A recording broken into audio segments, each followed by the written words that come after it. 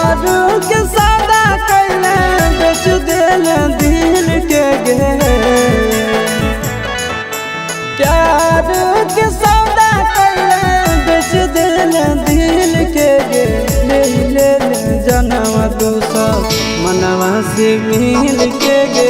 ले ले जनम दूसर मनवा से मिल के गे। कोई गदारी भारी बुझल नहीं फिर के गे। कोई गदारी भारी बुझल नहीं फिर के गे।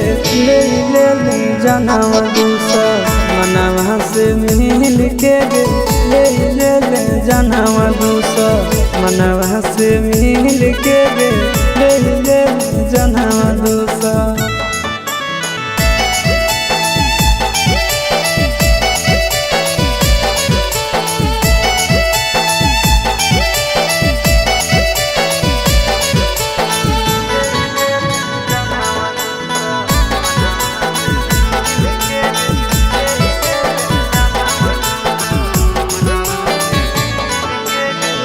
मरल बेरहमी से बेवफा सनम गे। पता नहीं हाल करबी ऐसन कदम गे।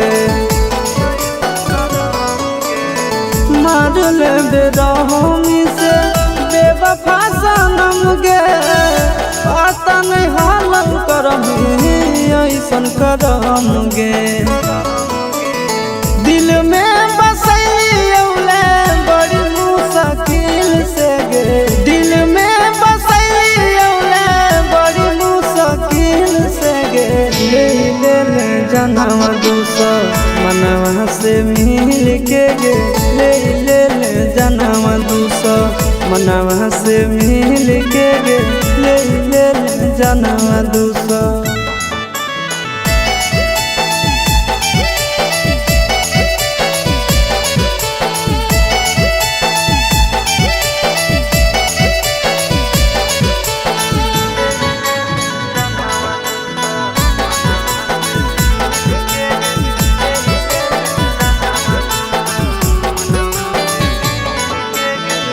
पैसा से प्यार हल दौलत के भूख गे।